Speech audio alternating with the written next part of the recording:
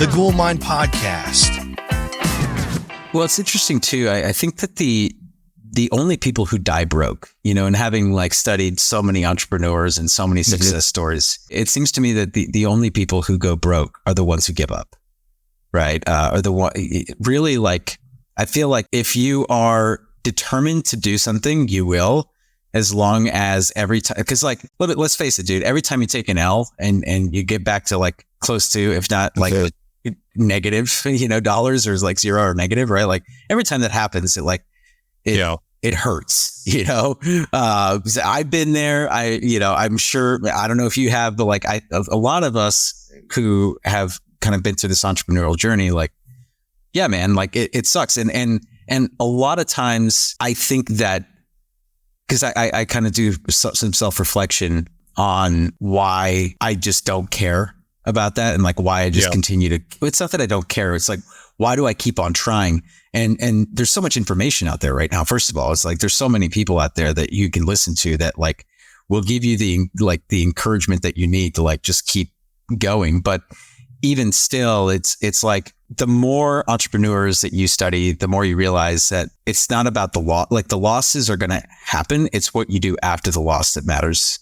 Right. And how you pick yourself back up. So I agree with what you're saying. And let me put a little spin on it. I've thought about this before.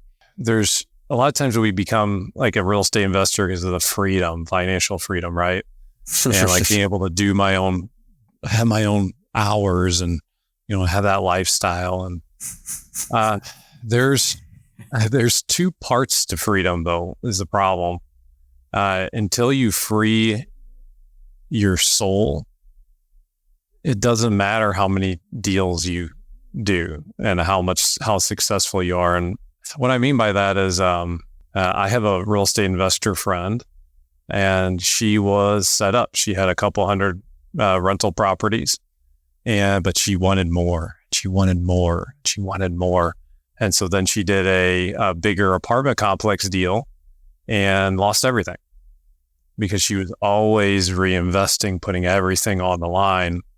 And a lot of times when you lose everything like that, there's something holding you back more on the internal level. It's not necessarily a financial thing.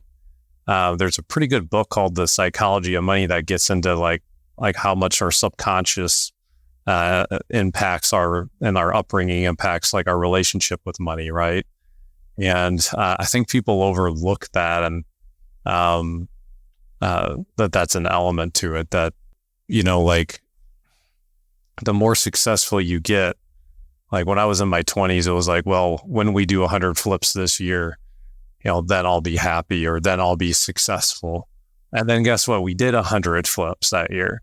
Then it was like, no, when we do 200 flips, then I'll feel like I'm a success. And then we did it. It's like, no, if we do 250 flips next year, then I'll feel. And it's like this if-then ladder. And then as you climb, as you do more deals, there's still this emptiness. I had a friend just talking about Tom Brady on how Tom, dealt with all his, married to this supermodel, has all the money not all the money in the world, but has a good share of it. Right. Yeah. And then like he was quoted as saying, "Is this all there is?" And like when there is an emptiness inside that you try and fill with money and fill with success and fill with kind of significance and status, there cannot be a freedom. There is not a to-do list, a task, a goal, an accomplishment that will ever fill that void. And, if I had to give myself advice when I was in my 20s, it would be, well, hey,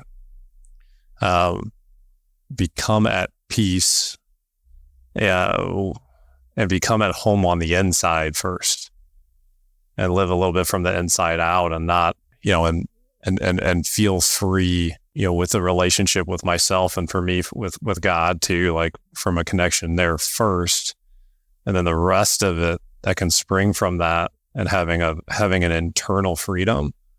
Oh, it's powerful stuff. And then like you couple that with what you're talking about, never giving up, hustling, going after things. that that is the secret to living a crazy wealthy life, right?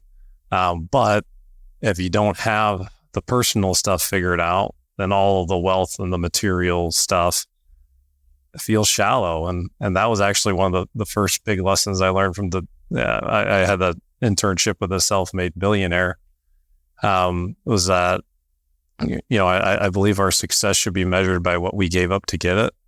And here this guy had the pinnacle of success as an entrepreneur, and he was unhappy. He was one of the least, he was absolutely miserable, and took me and the guys I was working with for him out to dinner, because if the help was there, then his family had to talk to him and not yell at him, and so he did all the success, but he gave up some of the most important stuff to get it. And anyway, so that's how I view it.